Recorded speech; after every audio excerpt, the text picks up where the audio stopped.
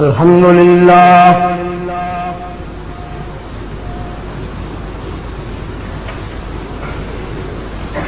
الحمد لله حمدا كثيرا كما أمر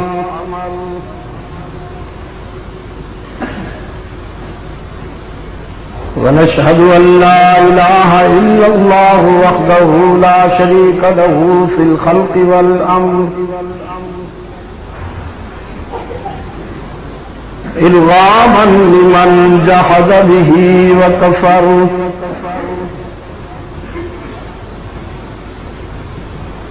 ونشهد أن سيدنا وسندنا محمدا عبده ورسوله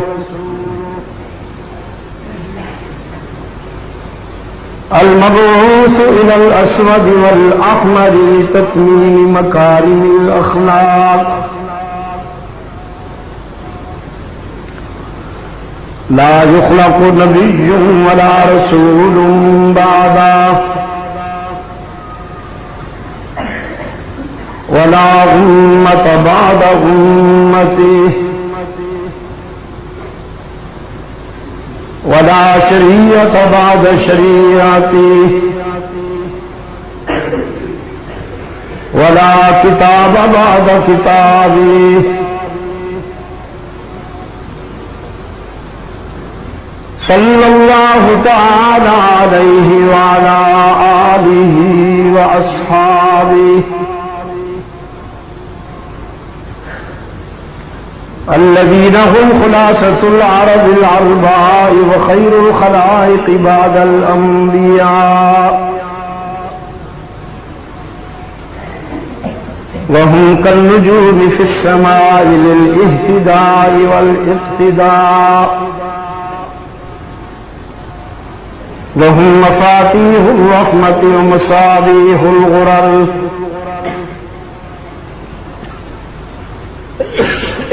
أعوذ بالله من الشيطان الرجيم بسم الله الرحمن الرحيم والنجم إذا هوى ما ضل صاحبكم وما غوى وما ينطق عن الهوى إن هو إلا وحي يوحى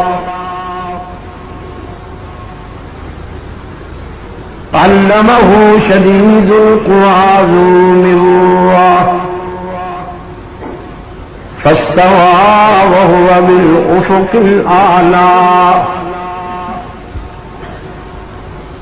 ثم دنا فتدلى فكان قاب قوسين أو أدنى فأوحى إلى عبده ما أوحى ما كذب الفؤاد ما رأى صدق الله مولانا العظيم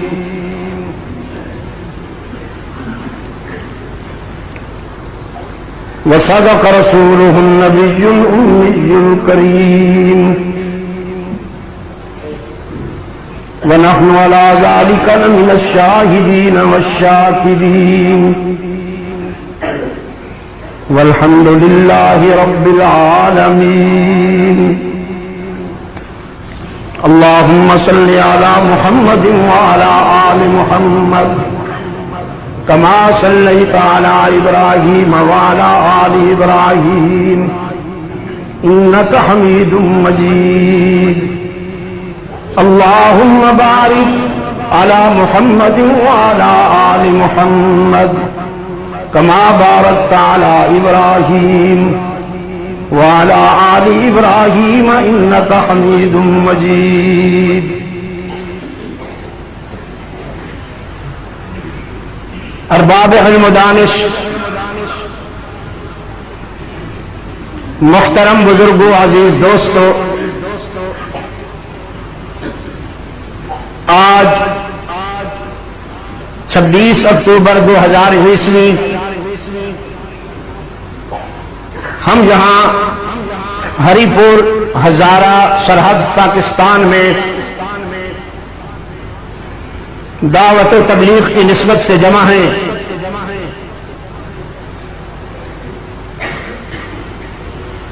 پچھلے دنوں جب مجھے ایبٹ حاضری دینا پڑی تو میرے ان احباب نے اصرار کیا، پروفیسر صاحب نے، ڈاکٹر صاحب نے، حاجی صاحب نے، کہ میں خلبٹ ٹاؤن حاضری دوں. چنانچہ آج کا دن ہماری تدبیر میں طے پایا تھا. رب العزت کے فضل و کرم سے آج ہم اس فکری ملاقات میں مل بیٹھے ہیں. چونکہ گفتگو کا ایک عنوان متعین کر دیا گیا ہے، اسی کو ملحوظ رکھتے ہوئے میرے سامنے کتاب اللہ کا وہ حصہ پیش نظر ہے جس کی تلاوت اور سماعت کی ہم نے ابھی ابھی سعادت حاصل کی. آپ کو مغرب کے بعد کا وقت دیا گیا اور آپ تشریف لائے، اس پر میں آپ کا شکر گزار بھی ہوں اور دعا گو بھی. اللہ آپ کے اس جذبے کو، اس عزم کو، اس اخلاص کو خوب خوب قبول فرمائے، اس میں اور زیادہ ترقی اور فروغ عطا فرمائے.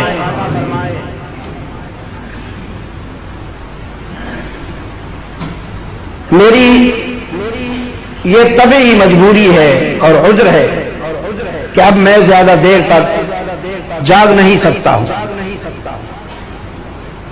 چاہیے تو یہ تھا کہ اتنا طویل سفر کرنے کے بعد، دعوت کا اتنا طویل سفر کرنے کے بعد اب آپ مجھے یہ رعایت ضرور دیتے کہ مجھ سے آپ صرف دعا کروا لیں.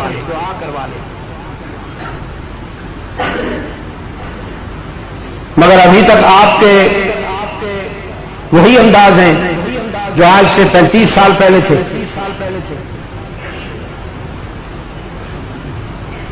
مجھ سے بھی آپ وہی توقعات وابستہ کیے ہوئے ہیں کہ پھر وہی شاہ صاحب ہوں گے اور رات کا 1:30 بجا ہوگا. لیکن اطلاع عرض ہے کہ اب ایسا نہیں.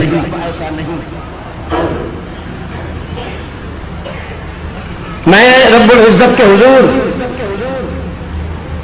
ادائے شکر کے لیے الفاظ نہیں رکھتا ہوں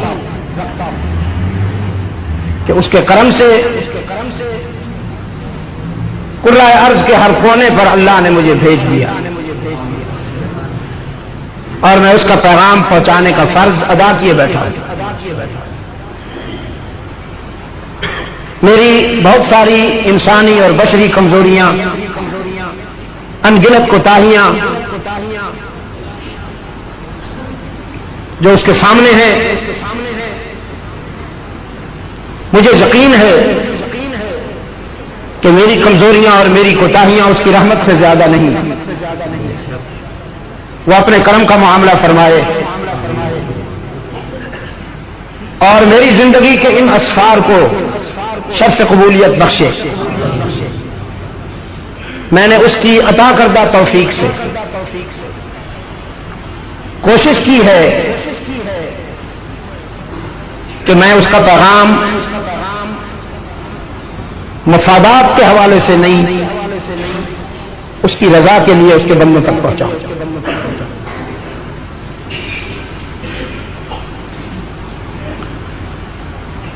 ہر انسان فانی ہے، ہم سب نے اللہ کی عدالت میں پہنچنا ہے. یہ زندگی امانتاً ہمیں ملی ہے، اللہ کرے کہ ہم اس سے انصاف کر سکیں۔ معراج، ہم اس موضوع پر بارہا گفتگو کر چکے ہیں، اور یہ بھی آپ کو معلوم ہے کہ ہمارے ہاں نئی نئی باتیں تیار نہیں ہوتی، وہی پرانی بات چل رہی ہے جو فاران کی بلندی سے شروع ہوئی اور حشر تک اس نے جانا ہے۔ اس میں نہ ترمیم ہوگی، نہ اضافہ ہوگا، اور نہ اس میں کوئی ملاوٹ ہوگی۔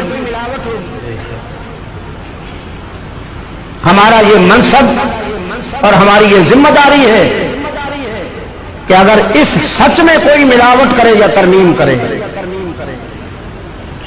تو ہم اس کا محاسبہ کریں۔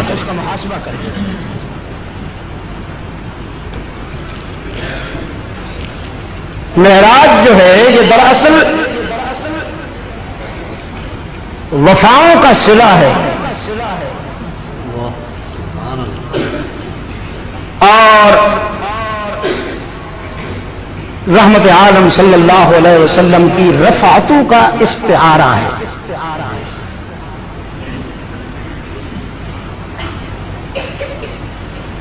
اگر میں اسے دو جملوں میں ادا کر دوں،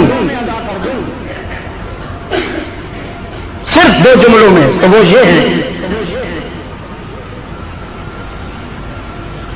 کہ اللہ کی دوستی کے سفر میں جسے سب سے زیادہ ستایا گیا، حق تعالیٰ کے ہاں اسے سب سے زیادہ بلند کیا گیا۔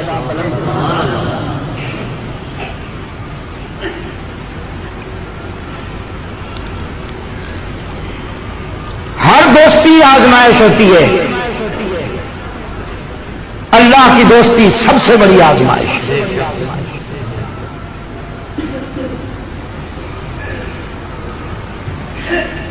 ام حسبتم ان تدخلوا الجنة ولما يأتكم مثل الذين خلوا من قبلكم مستهم البأساء والضراء وزلزلوا۔ تم کیا سمجھتے ہو کہ تم کامیاب ہو جاؤ گے اور تمہیں ان تلخیوں کا سامنا نہیں کرنا پڑے گا جو راہ حق کے مسافروں کو ہمیشہ پیش آتی ہیں؟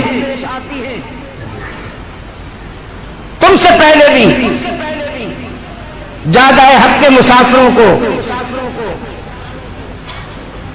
حالات کے شدائد نے اور تلخیوں نے گھیرا، وہ آزمائے گئے، جھنجھوڑے گئے،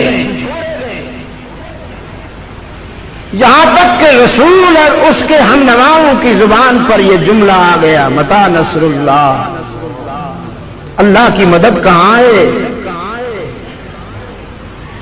اللہ کی مدد کب آئے گی؟ رب العالمین نے فرمایا الا ان نصر اللہ قریب، میری مدد قریب ہے، وہ ضرور پہنچے گی تمہیں، لیکن میری حکمت کے مطابق پہنچے گی۔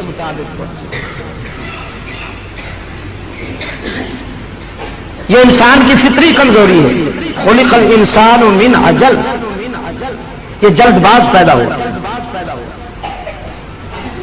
یہ عجلت پسند واقع ہوا ہے، یہ کہتا ہے کہ ابھی ابھی میری ہتھیلی پہ سرسوں نکل آئے۔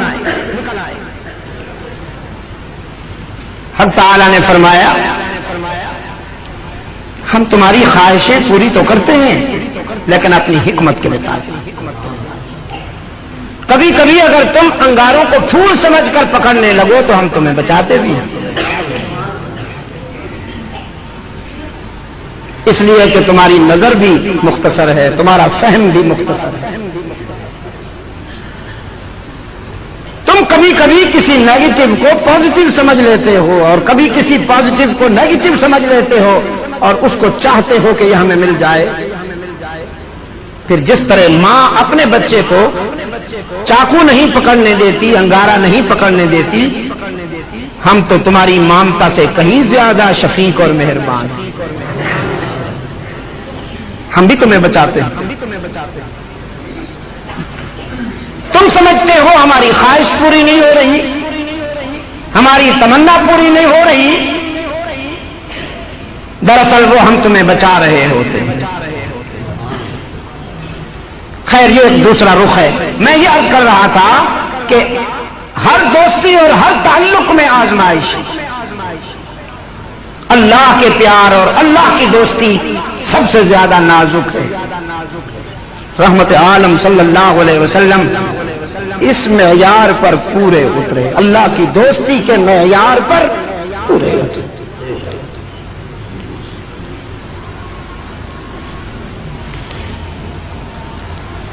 میں کہتا ہوں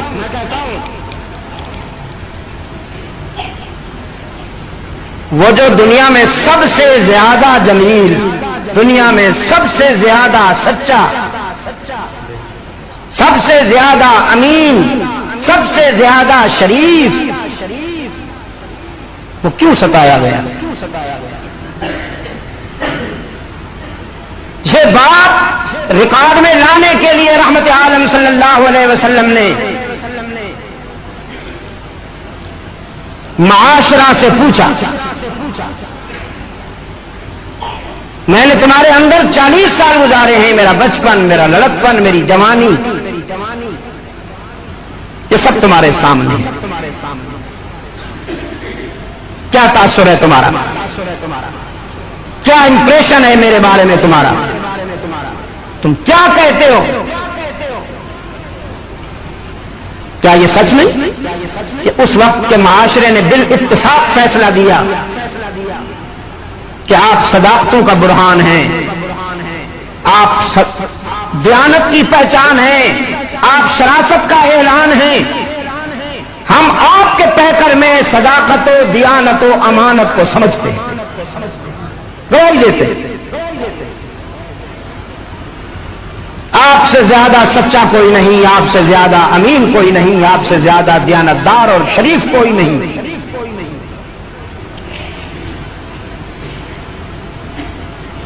ابو جہل سب سے بڑا حریف ہے۔ میں یہ بات بارہا کہہ چکا ہوں پوری دنیا میں، سب سے بڑا حریف ہونے کے باوجود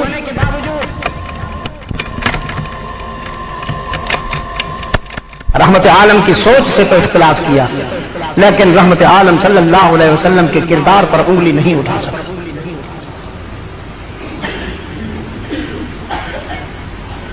اللہ کے رسول صلی اللہ علیہ وسلم کے دامن حیات پر کوئی عیب نہیں بتا سکا۔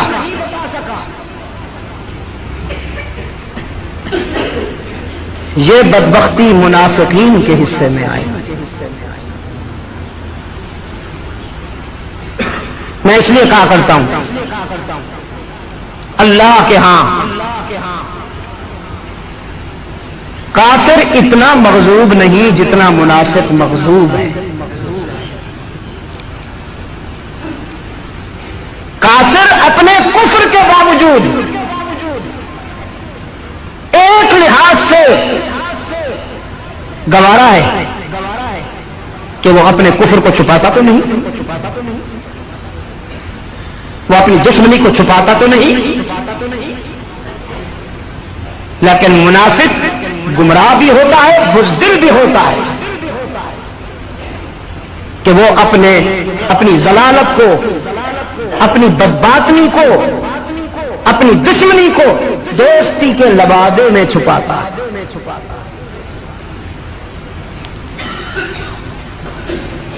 کوئی دشمن بن کر دشمنی کرے تو اس کا احترام کیا جائے، لیکن اس سے خدا کی لعنت جو دوست بن کر دشمنی کرے، یہ منافق ہے۔ اس لیے منافقین کے لیے اللہ نے اپنے محبوب صلی اللہ علیہ وسلم کو دعائے مغفرت کی اجازت نہیں دی۔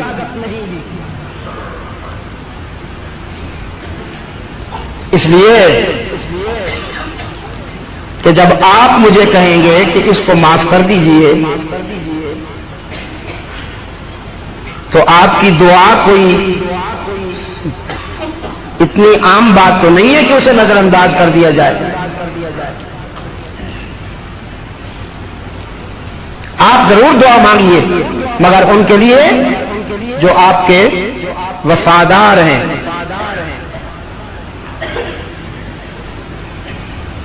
لیکن یہ جن کے دل میں نفاق کی بیماری ہے، جنہوں نے اپنی دشمنی پر باطنی دشمنی پر ظاہری دوستی کا لبادہ ڈال رکھا ہے، ان کے لیے کبھی مجھ سے مغفرت کی دعا نہ کیجیے میرے محبوب. نہیں معاف کروں گا. اگر 70 مرتبہ بھی آپ دعا کریں گے تو میں معاف نہیں کروں گا.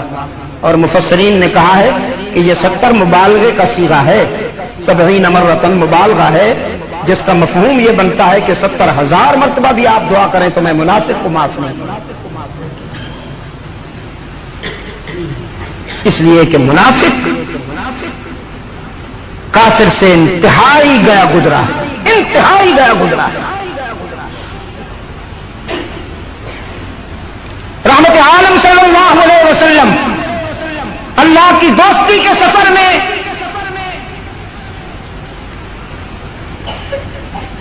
وہ لمحہ بڑا یادگار ہے. ہزارہ کے دوستوں بڑا یادگار ہے وہ لمحہ جب رحمت عالم صلی اللہ علیہ وسلم اس دور کے منتخب افراد کے سامنے کھڑے تھے، بلکہ اگر میں یہ کہوں کہ آفیشلز کے سامنے کھڑے تھے، وی آئی پیز کے سامنے کھڑے تھے.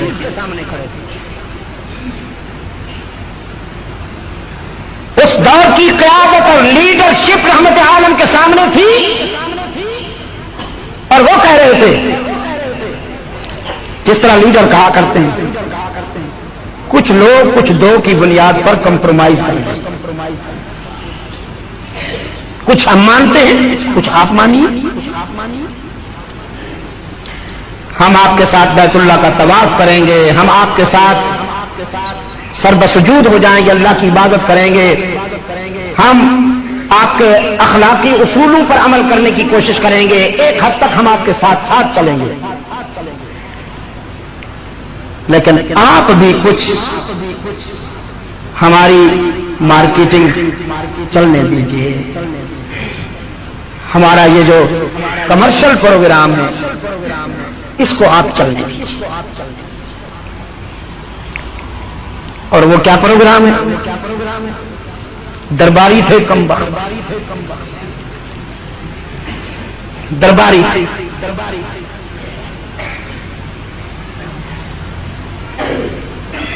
کہ اللہ سے بھی مانگیں گے ہم آپ کے ساتھ مل کر، اللہ سے بھی مانگیں گے.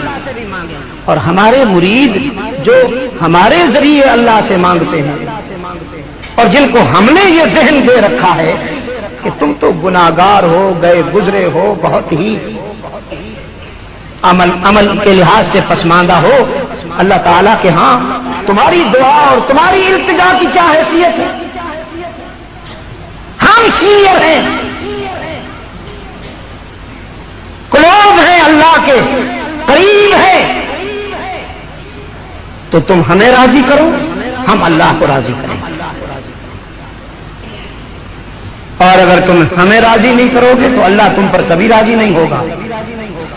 بس اس فکر کو رہنے دیجئے، اس کانسیپٹ کو رہنے دیجئے.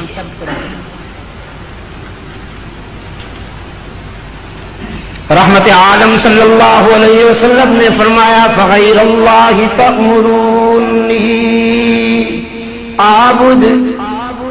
اپنی طرف سے نہیں کہا، اللہ نے حکم دیا. افغیر اللہ تأمرونی اعبد ایھا الجاہلون.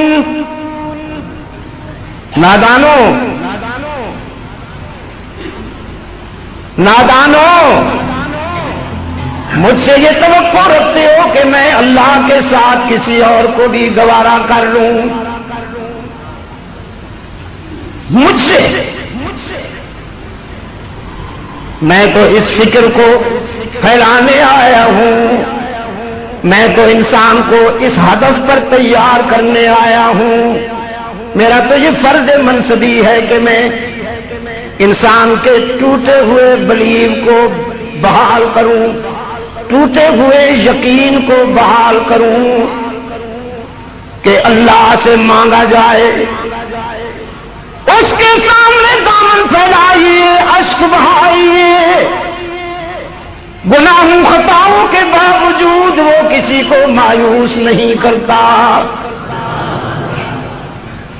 باقی ہر طرف سے مایوسی، ہر طرف سے ناکامی، ہر طرف سے دھکے ملتے ہیں، رب العالمین کے ہاں تانا بھی نہیں ملتا، رحمت ملتی ہے۔ میں تو یہ تصور دینے آیا ہوں، میں نے تو اللہ کے بندوں سے کہا ہے، تمہارا رب کہتا ہے مجھے پکارا کرو میں تمہاری دعاؤں کو، ادعونی استجب لکم، مجھے پکارا کرو میں تمہاری دعاؤں کو قبول کرتا ہوں، استجب لکم، قبول کرتا ہوں۔ ان الذین یستکبرون عن عبادتی، تو جو مجھے پکارنے میں بخل کرتے ہیں، یستکبرون کا ترجمہ کرتا ہوں، جو مجھے پکارنے میں بخل کرتے ہیں، جو مجھے پکارنے میں ٹھوکر کھاتے ہیں، روگردانی کرتے ہیں، رعونت کرتے ہیں، سیدخلون جہنم داخرین، فطرت انہیں رسوا کر کے جہنم میں ڈالے گی، ذلیل کر کے جہنم میں ڈالے گی، بے عزت ہو کر جہنم رسید ہوں گے جو مجھ سے نہیں میرے بندوں سے مانگتے ہیں۔ آپ کو یاد ہوگا میں اس لیے کہا کرتا ہوں یا اللہ کہنا عبادت ہے، جب ہم یا اللہ کہتے ہیں تو یہ کیا ہے؟ عبادت ہے۔ یا اللہ، یہ کیا کیا میں نے؟ عبادت کی ہے الحمدللہ۔ یہ قیام، قعود، سجود اور رکوع کے بغیر والی عبادت ہے۔ یا اللہ کہنا عبادت ہے، اسی طرح اسی انداز میں اللہ کے کسی بندے کو پکارنا شرک ہے۔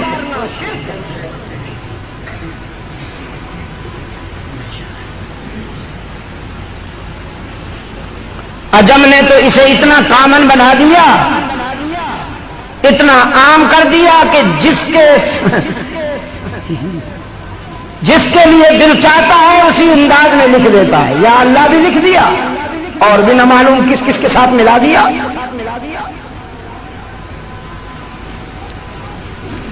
رحمت عالم صلی اللہ علیہ وسلم نے فرمایا مجھ سے یہ توقع کہ میں اللہ کے حق میں کسی اور کو شریک کر لوں، نادانوں،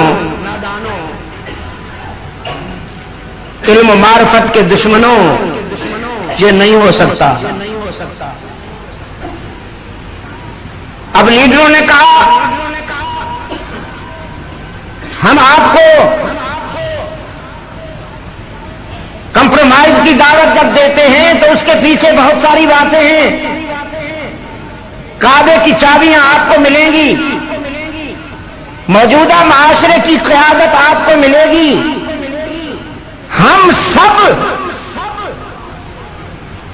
آپ کے خدام میں ہوں گے۔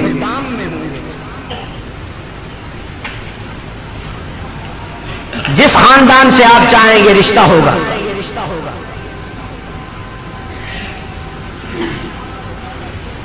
مال و دولت کے انبار ہوں گے۔ اللہ کے رسول صلی اللہ علیہ وسلم کے چچا جسے حضور صلی اللہ علیہ وسلم سے محبت تو تھی، یہ میں تسلیم کرتا ہوں، محبت تھی، آپ صلی اللہ علیہ وسلم کو بھی اس سے محبت تھی، دو طرفہ بات تھی۔ اس نقطے سے میں ذرا کنفیوز ہوتا ہوں جب کوئی یہ کہتا ہے کہ انہوں نے حضور کی پرورش کی. یہ میرے لیے ناقابل فہم. رحمت عالم صلی اللہ علیہ وسلم کی پرورش صرف رب العالمین نے فرمائی ہے. دنیا والوں میں سے کسی نے اللہ کے محبوب کی پرورش نہیں کی. اب بظاہر سعدیہ حلیمہ رحمت عالم صلی اللہ علیہ وسلم کو لے کر آئی تھی کہ دودھ پلائیں گی، گھر میں لائی تھی، لیکن اللہ کے رسول صلی اللہ علیہ وسلم کے آنے کے بعد سعدیہ حلیمہ کے حالات ایسے بدلے کہ اس کی بدحالی خوشحالی میں بدل گئی. اس کے گھر کی ویرانی ایسی آبادی میں بدل گئی کہ زمانے نے رشک کیا. یہاں تک کہ وہ کہتی ہے میں اپنے مویشیوں کا دودھ نکال نکال کر تھک جاتی تھی، میرے گھر کے سارے برتن بھر جاتے. تو اب وہ پرورش کر رہی ہے یا رحمت عالم صلی اللہ علیہ وسلم کے قدوم میمنت لزوم آنے کے بعد اللہ اس کی پرورش فرما رہے ہیں. اسی طرح یہ چچا محترم جو ہیں یہ کثیر العیال قلیل المال بزرگ ہیں. کثیر العیال قلیل المال بزرگ ہیں جن کے گھر کے افراد زیادہ ہیں، فیملی ممبرز زیادہ ہیں اور انکم تھوڑی ہے، آمدنی تھوڑی ہے. جب تک رحمت عالم صلی اللہ علیہ وسلم ان کے ہاں رہے ان کا گھر خوشحال رہا، اس کی بدحالیوں کا ازالہ ہوا اور رحمت عالم کی برکت سے اس کے شب و روز تنگ دستی سے بچے رہے. بہت سوچ کے بول رہا ہوں کہ میرے ایک ایک لفظ کا مجھے حساب دینا ہے اللہ کے. ایک ایک لفظ کا میں نے اللہ کی عدالت میں حساب دینا ہے. بہت سوچ کے بول رہا ہوں. اس نے کان میں آ کے کہا محمد بہت بڑی پیشکش ہے، ٹھکرانا نہیں. گولڈن چانس ہے، گولڈن سنہری موقع ہے. ہم نے بڑی مشکل سے ان کو تیار کیا، یہ تیار ہی نہیں ہوتے جیسے آپ کے ہاں چلتا ہے نا سلسلہ. بڑی مشکل سے تیار کیا ان کو، بہت مشکل سے منوایا. یہ بڑے ضدی ہیں. ابو لہب نہیں مانتا تھا، عتبہ نہیں مانتا تھا، ولید نہیں مانتا تھا. بڑی مشکل سے منوایا. بیٹا موقع ضائع نہ کرنا. فرمایا وَلَقَدْ أُوحِيَ إِلَيْكَ وَإِلَى الَّذِينَ مِن قَبْلِكَ وَلَقَدْ أُوحِيَ إِلَيْكَ وَإِلَى الَّذِينَ مِن قَبْلِكَ لَئِنْ أَشْرَكْتَ لَيَحْبَطَنَّ عَمَلُكَ لَئِنْ أَشْرَكْتَ لَيَحْبَطَنَّ عَمَلُكَ لَئِنْ أَشْرَكْتَ لَيَحْبَطَنَّ عَمَلُكَ وَلَتَكُونَنَّ مِنَ الْخَاسِرِينَ. تمہاری ترغیب کو سنوں، تمہاری تحریض کو سنوں، یا رب العالمین کے پیغام پر توجہ دوں. اس کی طرف سے بار بار یہ تنبیہ ہوتی رہی، اب بھی ہو رہی ہے. مجھ سے پہلے رسولوں سے بھی یہی کہا گیا، مجھ سے بھی یہی کہا جا رہا ہے. اس کا معبود ہونے کے باوجود اگر میں نے بھی اللہ کے حق میں کسی کو شریک گوارا کر لیا تو مجھے بھی نقصان سے کوئی نہیں بچا سکے گا. میں نے کہا نقصان سے نہیں بچا سکے گا، الفاظ بڑے سخت ہیں. لَيَحْبَطَنَّ عَمَلُكَ، ساری نیکیاں سلب ہو جائیں گی،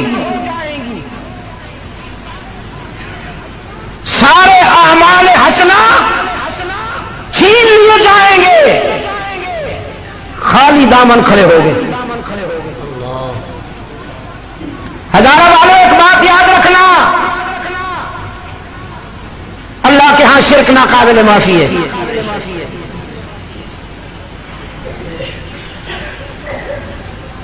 بڑے دو ٹوک لہجے میں رب العالمین نے فرما دیا ان اللہ لا یغفر ان یشرک بہ. کہیں مجھے رحیم و کریم سمجھ کر شرک نہ کرنے لگنا. رحیم و کریم تو ہوں لیکن مشرک کے لیے نہیں ہوں، گناہگار کے لیے ہوں.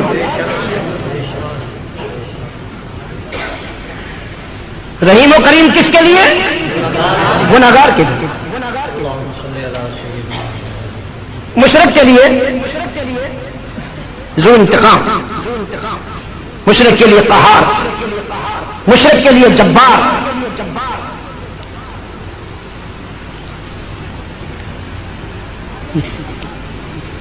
یاد ہوں گے میرے الفاظ. نیک نمازی حاجی. عمرے کرنے والے کو کیا کہتے ہیں؟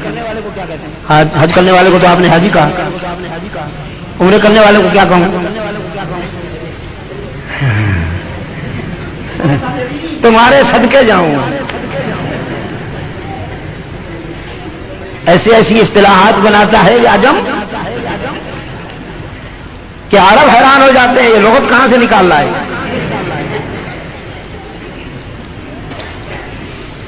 نیک حاجی نمازی مخیر جبہ پوش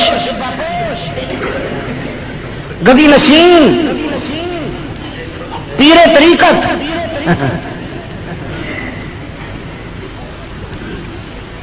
لیکن مشرک اس وقت جنت میں جائے گا جب سوئی کے سوراخ سے اونٹ گزر جائے گا. حرام ہے اس پر جنت کی ہوا بھی. گناہگار خطاکار غلطیاں کرنے والا ٹھوکرے کھانے والا سحائر کا مرتکب لیکن موحد بالآخر جنت میں جائے. گناہوں کی سزا تو بھگتے گا، اللہ اس سے بھی بچائے. اور کل سے کہیں ایسا نہ ہو کہ بس موحد بن جاؤ اور پھر جو مرضی آئے کرتے جاؤ. سزا بڑی سخت ہے، بڑی کڑی ہے. اللہ محفوظ رکھے، اللہ اس سے محفوظ رکھے، اللہ اس سے بچائے. لیکن موحد یقینی جنتی خواہ کتنا گناہگاری کیوں نہ ہو، مشرک یقینی جہنمی خواہ کتنا ہی نیک کیوں نہ ہو. مشرک کو معافی نہیں ملے گی.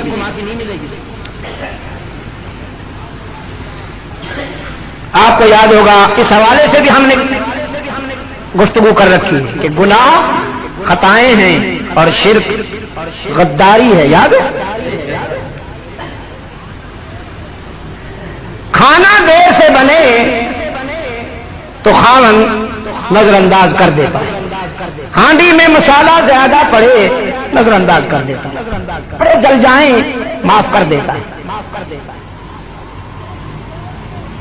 واٹر سیٹ توڑ دے بیوی خاون معاف کر دیتا ہے، ٹی سیٹ توڑ دے معاف کر دیتا ہے، کوئی اور نقصان کر دے معاف کر دیتا ہے.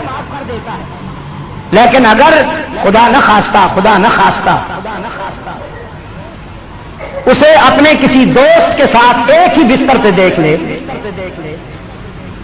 دشمن کے ساتھ نہ، دوست کے ساتھ معاف کر دیتا ہے. اور اگر کر دے تو حلال کا نہیں.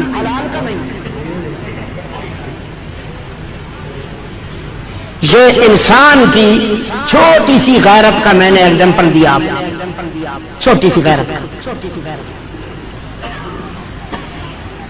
وہ اپنے حق کے ازدواجیت میں کسی دوست کو برداشت نہیں کرتا تو اللہ اپنے حق کے عبادت میں کسی دوست کی شرکت کو کیسے برداشت کرتا ہے؟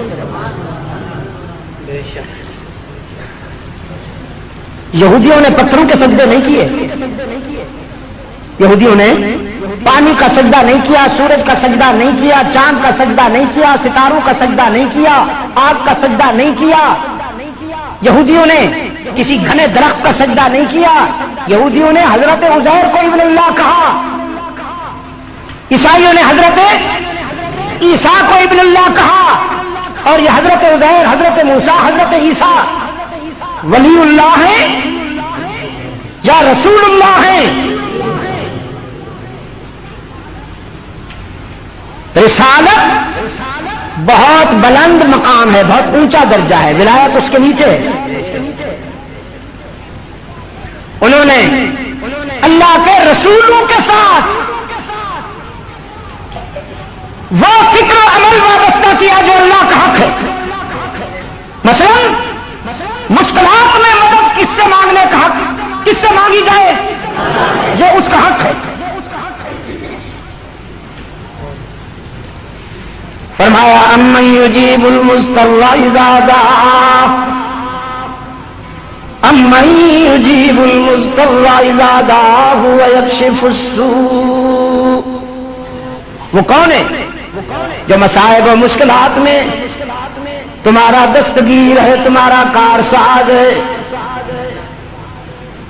جب تمہارے سفینے بھنور میں الجھ جائیں یا سمندروں میں بھٹک جائیں اور پھر تم مجھے پکارتے ہو، تو کون ہے جو تمہارے سفینے کنارے پہ لاتا ہے؟ الم تر ان الفلک تجری فی البحر بنعمت اللہ لیریکم من آیاتہ ان فی ذلک لآیات لکل صبار شکور۔ ہم نے لوہے جیسی ثقیل اور وزنی چیز کو پانی جیسی لطیف چیز پر تیرنے کی صلاحیت دے دی۔ تم اپنے سفینوں میں، جہازوں میں، شپس میں، سٹیمرز میں بیٹھتے ہو، وہ جب خیریت کے ساتھ چلتے رہتے ہیں تو ہم یاد نہیں آتے، تم چونچلے کرتے ہو، ہمیں بھول جاتے ہو، ہمارے بندوں کو یاد کرتے ہو، اور جب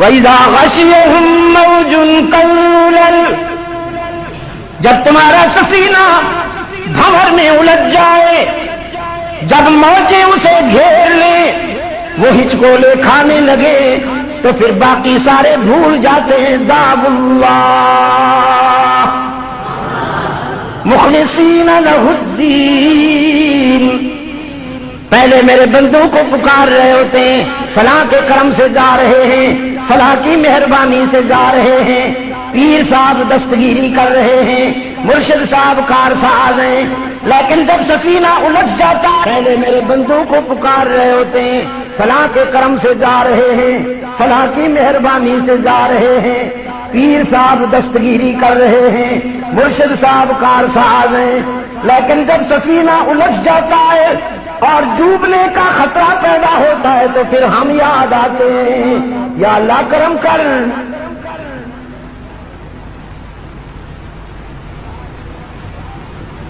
مشکلات میں اور مصائب میں کس سے مدد مانگنی چاہیے؟ ہزارہ والوں کتنے مشکل کشا ہیں آپ کے؟ ایک یا ایک ہی؟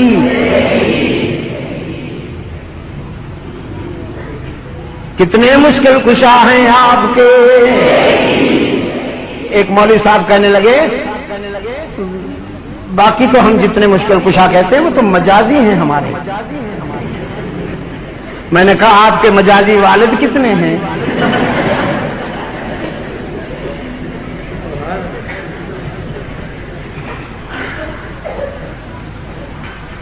مشکلات و مصائب میں کام آنے والے کتنے ہیں؟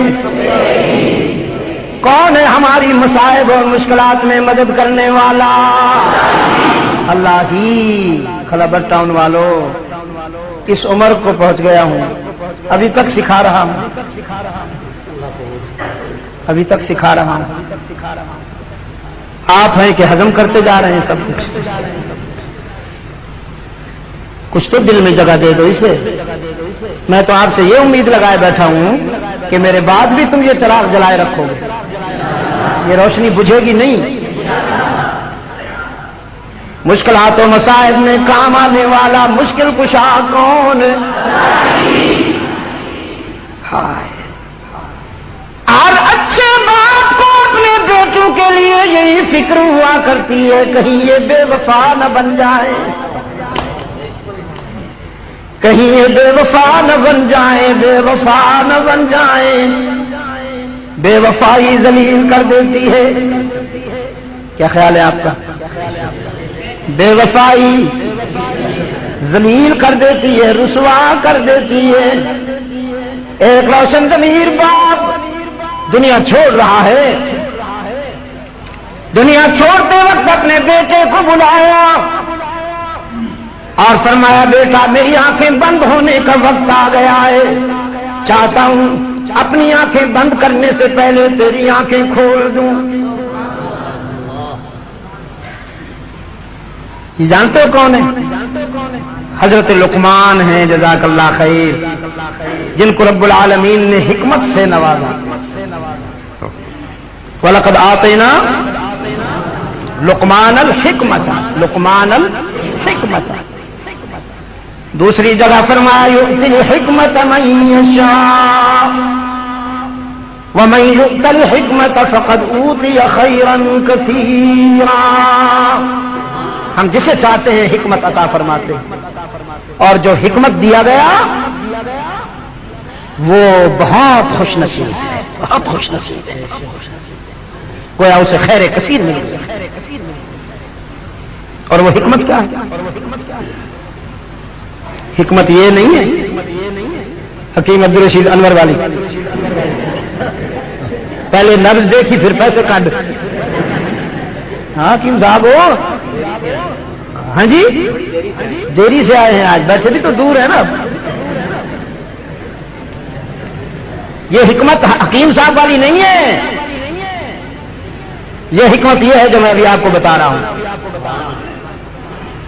وَأَنزَلْنَا عَلَيْكَ الْكِتَابَ وَالْحِكْمَةَ وَأَنزَلْنَا عَلَيْكَ الْكِتَابَ وَالْحِكْمَةَ وَعَلَّمَكَ مَا لَمْ تَكُنْ تَعْلَمْ وَكَانَ فَضْلُ اللَّهِ عَلَيْكَ عَظِيمًا۔ وہ عام بات ہے، وہ عام بات ہے کہ وَمَن يُؤْتَ الْحِكْمَةَ فَقَدْ أُوتِيَ خَيْرًا كَثِيرًا، یہ عام بات ہے اور یہ خاص بات ہے۔ وَكَانَ فَضْلُ اللَّهِ عَلَيْكَ عَظِيمًا۔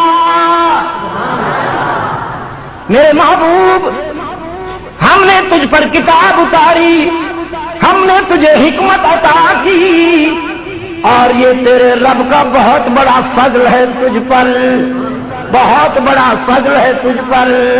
تجھ سے بہتر میرا فضل لینے والا کوئی نہیں، مجھ سے بہتر دینے والا کوئی نہیں۔ وَكَانَ فَضْلُ اللَّهِ عَلَيْكَ عَظِيمًا۔ تو یہ حکمت کیا ہے؟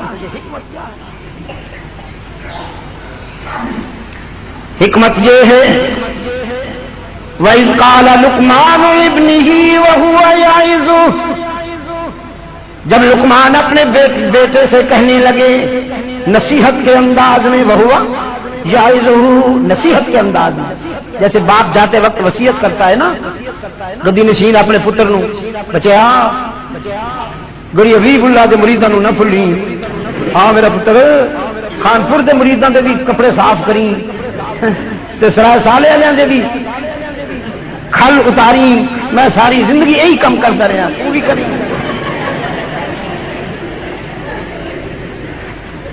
یہ تو حضرت صاحب ہوئے نا جی، یہ تو حضرت صاحب نے پتر میں فلاں گھر چوں ککڑ لینا سا، ہوں تو مجھ لینی ہے۔ اپنے اپنے ذوق کی بات ہے نا جی، لیکن لقمان کو دیکھیے وَإِذْ قَالَ لُقْمَانُ لِابْنِهِ وَهُوَ يَعِظُهُ، اور جب لقمان اپنے بیٹے سے باتیں کر رہے تھے نصیحت کے انداز میں، یا بنی لا تشرک باللہ، پتر میں تیرے واسطے جاگیراں نہیں بنائیاں، محلات تعمیر نہیں کیتے، بینک بیلنس نہیں بڑھایا، سونے چاندی دے ڈھیر نہیں لائے، ایک زرین قول، ایک میٹھا قول چھوڑ کے جا رہے ہیں، وہ نبھا لمی، تیرے تو زیادہ دولت مند تے خوش نصیب کوئی نہیں ہوئے گا۔ وہ قول کہہ رہے لا تشرک باللہ یا بنیا، میرا سونا پتر لا تشرک باللہ، اللہ نال او نہیں یار، اللہ نال بے وفائی نہ کریں، اللہ نال بے وفائی نہ کریں، ان الشرک لظلم عظیم، یہ بڑی نمک حرامی والی گل ہے، بڑی نمک حرامی والی گل ہے، رب نال بے وفائی نہ کریں، اسے تو مندانی، اسے جو سامنے سر جھکائی، اسے نو ہر جگہ موجود سمجھ کے ڈردا رمی، لا تشرک باللہ، اس کے ساتھ کسی کو شریک نہ کرنا، کہ شرک ظلم عظیم۔ ام کنتم شہداء اذ حضر یعقوب الموت اذ قال لبنیہ ما تعبدون من بعدی، سیدنا یعقوب نے بھی دنیا چھوڑتے وقت اپنے بیٹوں کو بلایا اور پوچھا، میں نے زندگی بھر تمہیں ایک سبق پڑھایا ہے، یاد ہے یا بھول بیٹھے ہو؟ ما تعبدون من بعدی، میرے بعد کس کی عبادت کرو گے؟ بتاؤ، تمہارا معبود کون؟ تمہاری جبین کی عاجزیوں کے لیے مسجود کون؟ ہر جگہ موجود کون؟ علام الغیوب کون؟ کار سازو، دستگیرو، حاجت رواؤ، مشکل کشا کون؟ قالوا نعبد الہک، روشن ضمیر بیٹوں نے جواب دیا، ہم آپ کا سبق نہیں بھولے اور نہ بھولنے کا وعدہ کرتے ہیں، بھولیں گے بھی نہیں کبھی، ہم اسی کی عبادت کریں گے، اسی کے آگے سر جھکائیں گے، اسی سے مدد مانگیں گے جو تیرا اور تیرے روشن ضمیر آباء و اجداد کا الہ ہے۔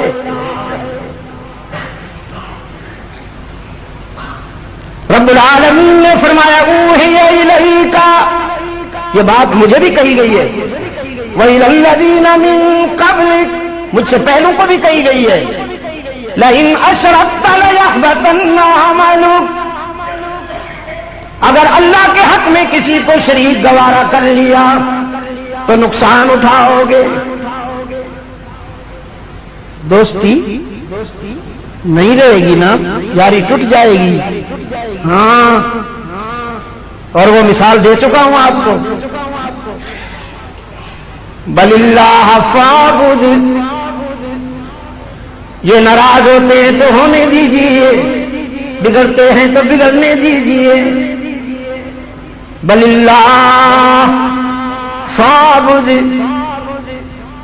اللہ کی ہی عبادت کر، وَكُن مِّنَ الشَّاكِرِينَ،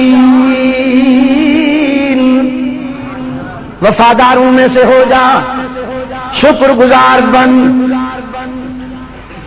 اس کا دامن چھوٹنے نہ پائے، ہزارہ والوں اللہ کا دامن چھوٹنے نہ پائے، رشتے ٹوٹتے ہیں تو ٹوٹے، تعلقات چھوٹتے ہیں تو چھوٹے، کوئی روٹتا ہے تو روٹے، کوئی روٹتا ہے تو روٹے، کوئی چھوٹتا ہے تو، آپ نہ پڑھیں نا، پھر میں نے نہیں پڑھا، آپ چھوڑ ادھر ادھر ادھر ادھر، یہ ایک فرد ہے، کوئی ابن تیمیہ تو نہیں ہے کہ میں اس کی تحریر کو پڑھنا شروع ہو جاؤں، ہوا کرے، ہوا کرے، تھوڑی سی شعور کی روشنی اللہ نے مجھے بھی دی ہے.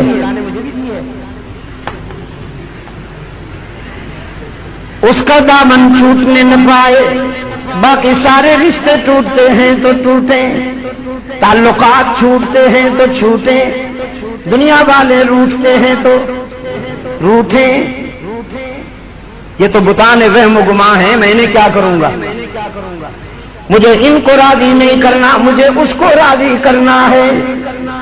وعدہ کر چکا ہوں اس سے نبھاؤں گا، وفا کروں گا. اس وعدے کو پورا کرنے کا عزم کیے ہوئے ہوں. تم جو کر سکتے ہو کر لو. یہ عشق کی باتیں ہیں نا. اور جب یہ رنگ جماتا ہے، جب عشق رنگ جماتا ہے تو یقین کیجئے پھر کسی چیز سے ڈر نہیں لگتا. میں نے اس دن پنڈی میں بھی کہا، فن کا مرحلہ ختم ہوا، عشق کی منزل شروع ہوئی.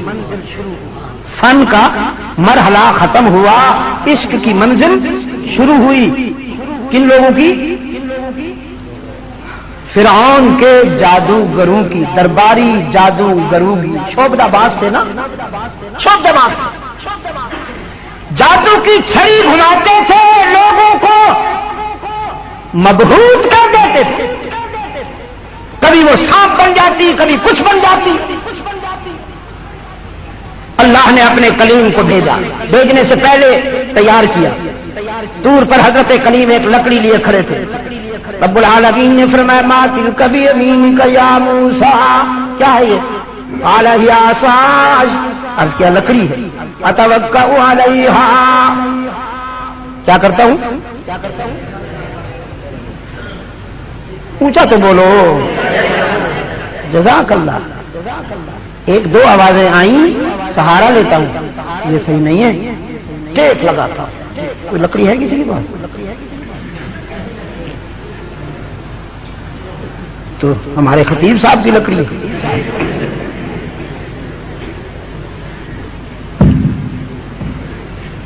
یہ جو جنگل میں بکریوں کو سنبھالنا ہوتا ہے نا جی، تو کبھی کبھی بکریاں کھیت میں سامنے ہریالی میں چر رہی ہیں اور ان کا جو چرواہا ہے وہ یوں کھڑا ہے. دیکھیے، چلو جانے ٹوٹ جائے بیٹھے. یہ یوں لکڑی کے ساتھ کھڑا ہوتا ہے نا، کبھی نیچے یوں لگا کے یوں کھڑا ہے. یہ سہارا نہیں ہے، ٹیک ہے. سہارا تو اپنے اللہ پہ ہوا کرتا ہے. اتوکأ علیہا، اس سے کبھی کبھی ٹیک لگا لیتا ہوں. وأحش بہا علی غنمی، اپنے جانوروں کے لیے پتے بھی جھاڑتا ہوں. ولی فیہا مآرب اخری، اور بھی بہت سارے کام لیتا ہوں. جی اچھا ٹھیک، اور بھی اس سے بہت سارے کام لیتا ہوں. حق تعالی نے فرمایا القھا یا موسیٰ، باتیں چھوڑو، ڈالو اسے. فالقاہا، ڈالا. فإذا هي حية تسعى، وہ تو اژدہا بن گئی، سانپ بن گئی. اور سانپ بھی خاموش نہیں، پھن اٹھائے ہوئے یوں شوخیاں کرنے لگا. تو سیدنا کلیم ذرا دور ہو گئے. موذی سے بچنا تو فطرت ہے نا، موذی سے بچنا فطرت. حق تعالی نے فرمایا اقبل، واپس آؤ. کدھر جاتے ہو؟ سانپ ہے نا، یا اللہ سانپ ہے کمبخت. رب العالمین نے فرمایا سانپ ہے تو صحیح مگر تیرے لیے نہیں. خذھا، پکڑیے اسے. ہاتھوں سے پکڑ لوں؟ ہاں پکڑ لیجیے. ولا تخف، بغیر کسی گھبراہٹ کے پکڑ لیجیے. سنعیدھا سیرتھا الاولی، یہ تیرے ہاتھ میں سانپ بن کر نہیں آئے گا، تیری لکڑی بن کر آئے گی۔ پکڑ لیا، وہ لکڑی تھی، وہ سانپ کا کردار ختم۔ حق تعالی نے فرمایا فرعونی جب جادو دکھائیں تو تیری لکڑی ان کی طبیعت صاف کرے گی۔ دربار لگا، زمانہ جمع ہوا، طاغوت بھی آیا، طاغوت کے چیلے بھی،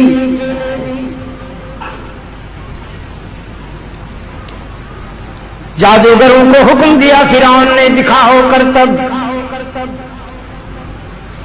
انہوں نے حضرت موسیٰ سے کہا پہلے آپ، کلیم اللہ نے فرمایا نہیں تم۔ فرعونی جادوگروں نے سانپ چھوڑ دیے میدان میں، چھوٹے بڑے بے شمار سانپوں کا سیلاب آ گیا۔ کلیم نے لکڑی پھینکی، وہ اسی طرح سانپ بن کر سب کو چٹ کر گئی۔ قرآن کہتا ہے القی السحرۃ ساجدین، سارے جادوگر سجدے میں چلے گئے، اور سجدے، اب فن کا مرحلہ ختم، عشق کا سفر شروع۔ قالوا آمنا برب العالمین رب موسیٰ و ہارون، ہم رب العالمین پر ایمان لاتے ہیں، وہ رب جو موسیٰ و ہارون کا رب ہے۔ کہیں یہ نہ سمجھ لے کہ ہم اس پر ایمان لاتے ہیں، یہ تو بول و براز کا مجسمہ ہے، یہ تو غلاظت کا ٹینک ہے، یہ تو گندگی کی بوری ہے، ہم جیسا انسان ہے۔ آج کے بعد ہم اپنے رب پر ایمان کا اعلان کرتے ہیں، اب آئندہ کے لیے پوری زندگی اسی کی عبادت میں گزرے گی جو موسیٰ و ہارون کا معبود ہے۔ قال آمنتم له قبل ان آذن لكم، فرعون کہنے لگا میری اجازت کے بغیر تم نے اتنا بڑا فیصلہ کر لیا۔ کہنے لگے ختم ہوا تیری اجازت کا دور، یہ عشق کا سفر ہے، اور عشق کے سفر میں دنیا والوں سے اجازت نہیں لی جاتی۔ اجازت مانگنا دماغ کا عمل ہے، دل کبھی اجازت نہیں لیا کرتا کسی سے، وہ تو محبوب کی مرضی کو دیکھتا ہے۔ فرعون نے کہا لَأُقَطِّعَنَّ أَيْدِيَكُمْ وَأَرْجُلَكُمْ مِنْ خِلَافٍ ثُمَّ لَأُصَلِّبَنَّكُمْ أَجْمَعِينَ، میں تمہارے ہاتھ پاؤں الٹے کاٹوں گا اور تم سب کو تختہ دار پہ لٹکاؤں گا۔ دوسری جگہ فرمایا فی جذوع النخل، کھجوروں کے دو تنوں کے درمیان تمہارا سر دے کر تمہیں مار ڈالوں گا۔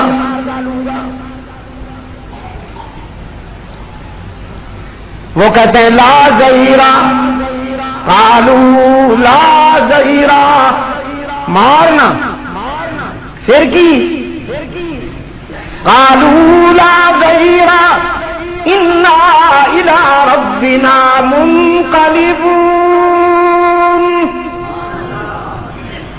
تو ہماری دنیا کی زندگی ختم کر ڈالے گا تو ہم اپنے رب کے ہاں جائیں گے، اب تیری دھمکیاں کام نہیں کریں گی، اب تیرا غضب اور غصے سے ہم نہیں ڈریں گے۔ فقض ما انت قاض، جو تو کر سکتا ہے کر، یہ عشق کی منزل ہے۔ جب دنیا والوں کا خوف نہیں رہتا، سنا ہے وہ ایک چھوٹا سا شخص جب اس کو اطلاع ملتی ہے کہ امریکہ نے تیرے خلاف کارروائی کا فیصلہ کر لیا ہے تو وہ مسکرا دے، اس کی طبیعت پہ کوئی گھبراہٹ، کوئی اضطراب، کوئی ڈپریشن نہیں دیکھا جاتا، جب کہا جاتا ہے کہ دنیا کا سب سے بڑا طاغوت تیرے خلاف کارروائی کی تیاری کیے بیٹھا ہے تو وہ مسکرا دیتا ہے۔ یہ ہے عزم و ایمان کی بات۔ قومیں امریکہ سے ڈرتی ہیں، خدا کرے ہم ان قوموں میں نہ ہوں، اللہ کرے ہم ان قوموں میں نہ ہوں۔ ایک حد تک تو مجھے خوشی ہوئی کہ جب وہ یہاں آیا خبیث تو اسے خوش آمدید کہنے کے لیے ایئرپورٹ پر کوئی نہیں گیا، مجھے اس سے خوشی ہوئی۔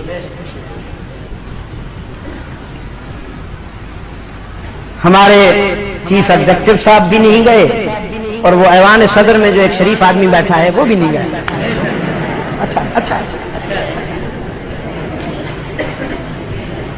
اچھا اچھا نہیں جانا چاہیے، آئندہ بھی نہیں جانا چاہیے۔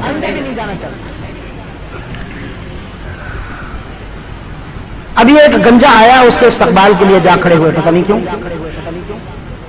ہے گنجوں سے بچ کے رہا کرو، ہمیشہ یاد رکھنا میری بات، گنجوں سے بچ کے رہا کرو۔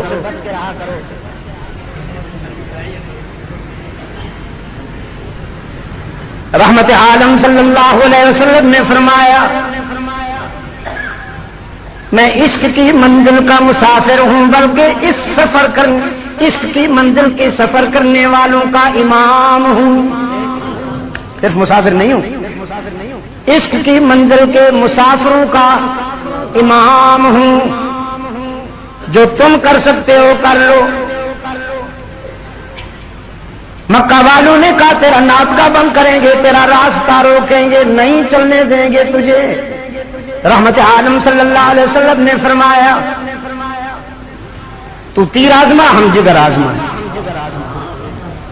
راہوں میں کانٹے بچھے، آوارہ جوانی نے ہوٹنگ کی اور نعرہ بازی کی۔ ہوٹنگ کے حوالے سے نعرہ بازی میرا شعار نہیں، کسی اور کا شعار ہے۔ میرا شعار اپنے موقف پر استقامت کے ساتھ، پختگی کے ساتھ قائم رہنا اور اللہ کی رسی کو تھامے رکھنا، یہ میرا شعار ہے۔ انہوں نے کانٹے بچھائے، ہوٹنگ کی، نعرہ بازی کی، رحمت عالم صلی اللہ علیہ وسلم پر عرصہ حیات تنگ کیا، 3 سال سوشل بائیکاٹ کیا، شعب بنو ہاشم میں رکھا۔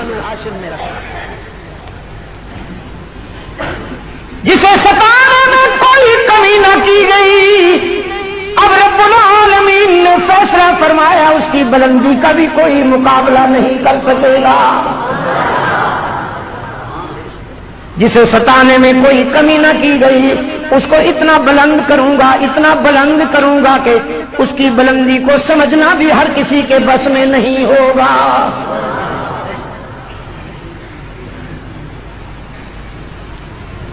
قرآن کہتا ہے ثم دنا فتدلى فاستوى وهو بالأفق الأعلى ثم دنا فتدلى فكان قاب قوسين أو أدنى۔ یہ قرب کے استعارے ہیں جہاں عقل کام نہیں کرتی۔ ابو بکر سے عشق کا سبق لیجیے، پھر سمجھ میں آئے گی معراج۔ یہ عقل و دانش کی بات نہیں، یہ فکر و نظر کی بات ہے۔ سدرۃ المنتہا پہ نوریوں کا رئیس رک گیا، کہتا ہے آگے بڑھتا ہوں تو پر جلتے ہیں۔ انسانوں کے امام نے فرمایا جہاں تیری پرواز ختم ہو رہی ہے وہاں انسانوں کے امام کی پرواز شروع ہو رہی ہے۔ معراج نے کئی باتیں سمجھائی ہیں ہزارہ والوں، مجھے یاد ہے میں کئی مرتبہ اس پہ تبصرہ کر بیٹھا ہوں۔ لیکن یہ بھی مجھے اندیشہ ہے کہ پھر آپ حسب معمول بھلا چکے ہوں گے. پھر ایک مرتبہ یاد دلاتا جاؤں، رحمت عالم صلی اللہ علیہ وسلم فرش سے عرش تک تشریف لے گئے. ام ہانی کے گھر سے آپ کے سفر کا آغاز ہوا. بیت المقدس میں اقصا، اللہ اقصا کی عزت کی حفاظت فرمائے، اللہ اقصا کے وقار کی حفاظت فرمائے، اور یہودیوں کے تسلط سے اللہ امت مسلمہ کو نجات عطا فرمائے. میں اس صورتحال سے اتنا گھائل ہوں کہ اپنے دکھ کا اظہار الفاظ میں نہیں کر سکتا.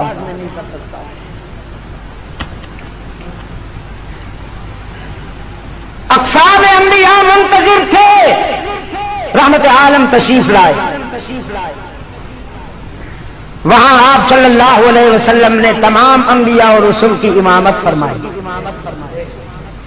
پھر آپ صلی اللہ علیہ وسلم ساتوں آسمانوں سے گزرے اور ہر آسمان پر اللہ کے ایک رسول سے ملاقات ہوئی اور آپ عرش بری پر تشریف لے گئے. اب اس میں کوئی شک ہے کہ جب آپ فرش پہ تھے تو عرش پہ نہیں تھے، اور جب آپ عرش پہ تشریف لے گئے تو فرش پہ، فرش سے چلے گئے تھے.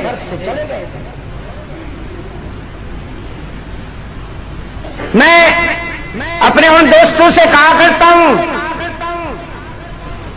جو محبت میں بے قابو ہو کر حدیں پھلانگ جاتے ہیں، دیکھیے محبت میں بے قابو ہو کر،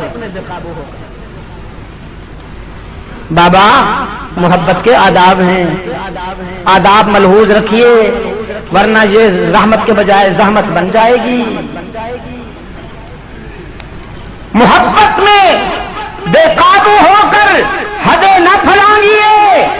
رسول اکرم صلی اللہ علیہ وسلم کو ہر جگہ موجود منواتے ہو لوگوں سے، بیچاروں سے جن کے پاس علم نہیں. دسترخوان کو پلیٹوں سے سجا دیتے ہیں، پھر کھڑے ہو جاتے ہیں، لوگوں سے کہتے ہیں تم بھی کھڑے ہو جاؤ کہ حضور تشریف لے آئے ہیں. یعنی جو ہی پلیٹیں آئیں وہاں اللہ کے رسول تشریف لے آئے. میں نے کہا نہیں مولوی صاحب، پلیٹیں آپ کی منزل ہیں، رحمت عالم کی منزل نہیں. ہر جگہ ہر وقت موجود صرف اللہ، صرف اللہ. وَهُوَ مَعَكُمْ أَيْنَمَا كُنْتُمْ، وَهُوَ مَعَكُمْ أَيْنَمَا كُنْتُمْ، وہ تمہارے ساتھ ہے جہاں تم ہو. یہ عقیدے کی بات کر رہا ہوں، مسلمان کے عقیدے کی بنیاد ہے یہ کہ وہ ہر جگہ صرف اللہ کو موجود مانے. اگر رحمت عالم صلی اللہ علیہ وسلم ہر جگہ موجود ہیں تو پھر معراج کیا ہوا؟ وہ تو پہلے سے عرش پہ موجود تھے. فرش سے جانا کیا اور عرش سے آنا کیا؟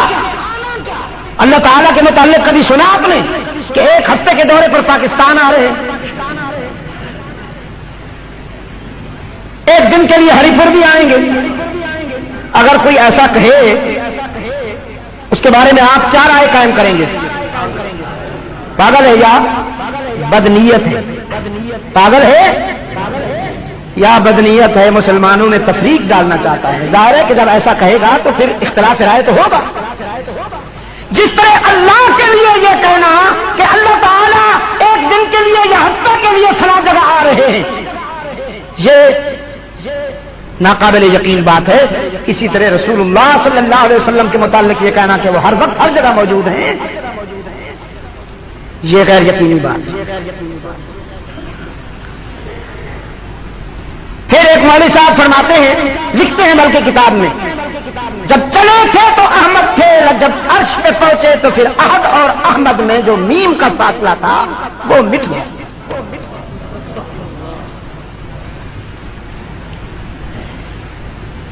قرآن کریم کی عظمتوں پہ قربان جاؤں، قرآن کریم نے یہ معراج کی بات جب شروع کی تو سبحان الذی اسریٰ بعبدہ،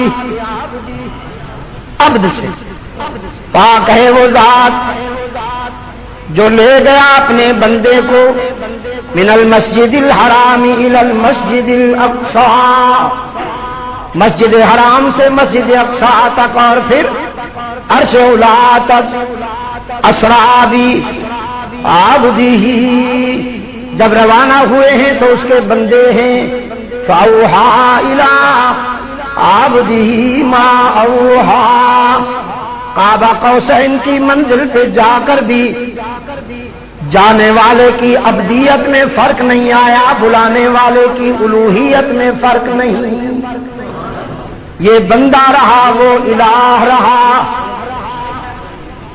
عروج تو مثالی کہ عقل و دانش حیران رہ گئی، لیکن اس عروج کے باوجود رسول اکرم کی عبدیت میں فرق نہیں آیا، اللہ کی الوہیت میں فرق نہیں آیا۔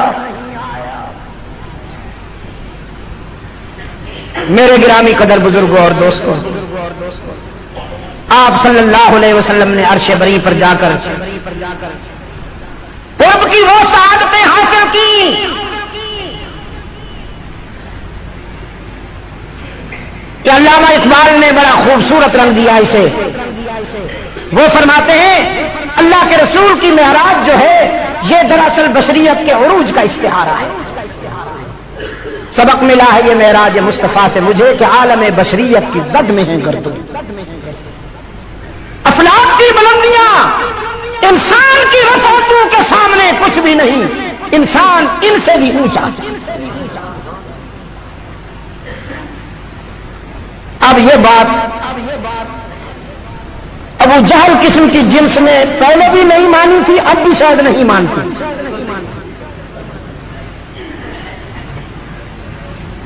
ابو جہل نے کہا تھا انسان عرش پہ نہیں جا سکتا، کیا کہا؟ انسان عرش پہ نہیں جا سکتا، بشر نہیں جا سکتا۔ اور اس دور کے نادان دوست کہتے ہیں گیا تو تھا لیکن بشر نہیں، بشر گیا تھا، انسان گیا تھا، جسد انصری کے ساتھ گیا تھا، جیتے جاگتے گیا، جسد انصری کے ساتھ گیا، بشریت کے طے کرنے گیا، صرف روح نہیں جسد اطہر بھی گیا۔ لیکن اس حقیقت کو سمجھنے کے لیے صدیق اکبر کا فکر چاہیے۔ ابو بکر کے فکر نے ایسے مرحلوں پر امت کی امامت کی، جب آپ صلی اللہ علیہ وسلم نے صدیق اکبر کے سامنے معراج کا واقعہ رکھا ہے تو ابو بکر نے بغیر کسی تکلف کے صدقتا صدقتا صدقتا کی مہریں لگائی۔ آپ سچ کہتے ہیں، آپ سچ کہتے ہیں، آپ سچ کہتے ہیں۔ ابو جہل نے کہا تھا کبھی عقل سے بھی کام لیا کرو، ان کی ہر بات مانتے جاتے ہو۔ صدیق اکبر رضی اللہ عنہ نے فرمایا تجھے معلوم نہیں کہ ہم عقل و خرد رحمت عالم کی سچائی پر قربان کر چکے ہیں۔ سچ وہ نہیں جو ہماری عقل میں آئے، سچ وہ ہے جو رسول اللہ کی زبان سے نکلے۔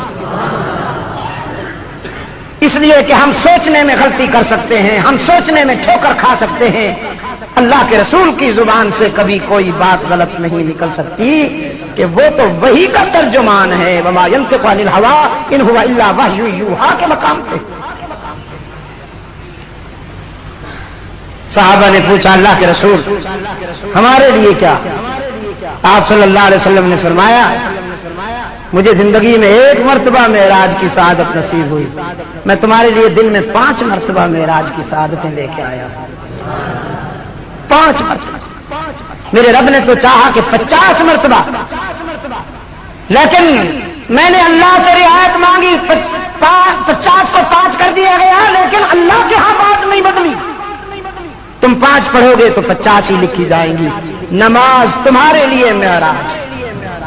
اب مجھے نہیں معلوم کہ ہم میں سے کتنے خوش نصیب ہیں جو نماز کو اس تصور کے ساتھ ادا کرتے ہیں کہ ہم اپنے اللہ کے سامنے کھڑے ہیں اور اس سے ملاقات کر رہے ہیں۔ حضور صلی اللہ علیہ وسلم سے بخاری شریف کا یہ پہلا حصہ ہے کہ جب روح الامین نے پوچھا اللہ کے رسول احسان کیا ہے، فرمایا احسان یہ ہے کہ ان تعبد اللہ کأنک تراہ، تو اس طرح اللہ کی عبادت کر جیسے اللہ کو دیکھ کر سجدے کر رہا ہے۔ فإن لم تکن تراہ، اور اگر یہ مقام نہ ملے تو فإنہ یراک، اس میں تو کوئی شک نہیں کہ اللہ تو تجھے دیکھ رہا ہے۔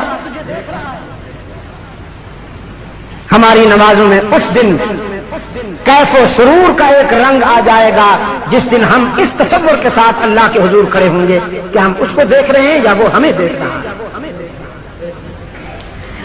آج ہمارا جسم نمازی ہے، ہمارا دل نمازی نہیں ہوا۔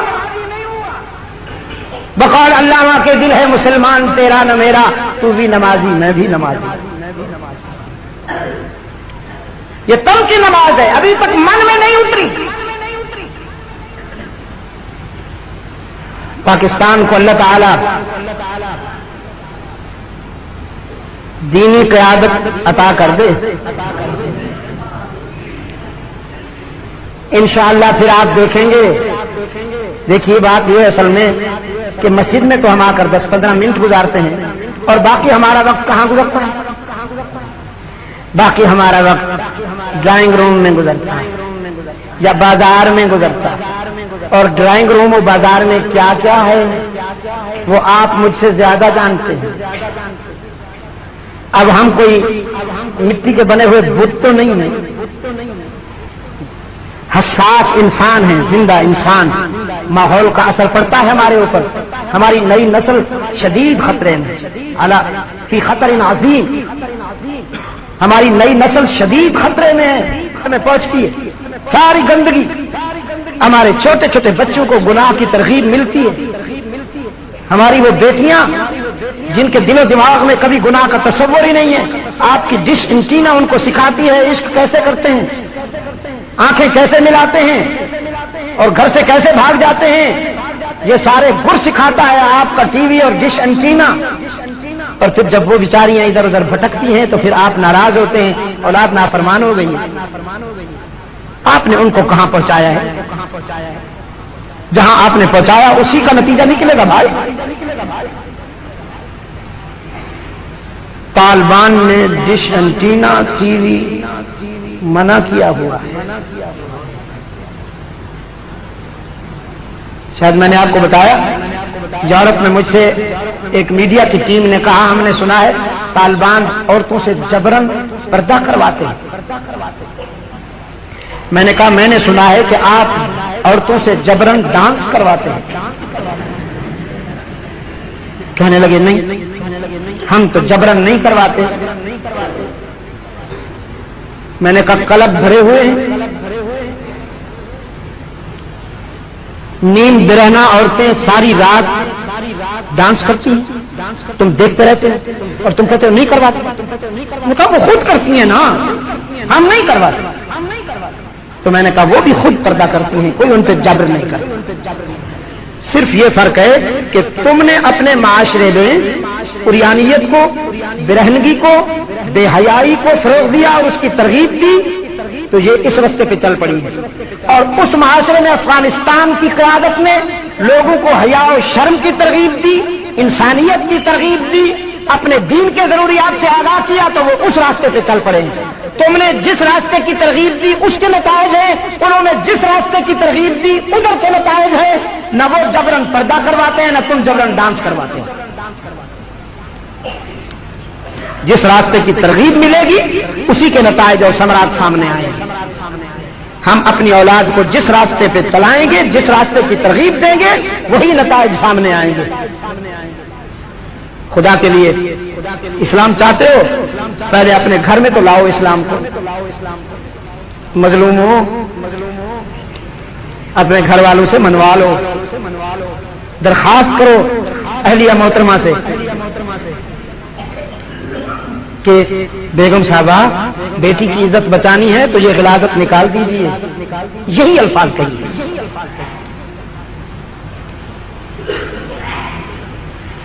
اللہ آپ کو مثالی مسلمان بنائے اور آپ کے بچوں کی اللہ تعالیٰ ایمان اور اخلاق کی حفاظت فرمائے۔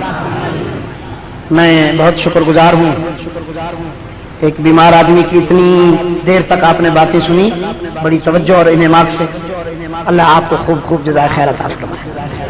پروفیسر خلیل صاحب، اچھا اب آئے، یہ ہمارے عزیز 29 اکتوبر کو اتوار کے دن انشاءاللہ العزیز، ٹائم کیا ہوگا بھائی؟ صبح 9 بجے، صبح 9 بجے، 9 کہنے دو نا، 10 تو آ جائیں گے 9 کے بعد۔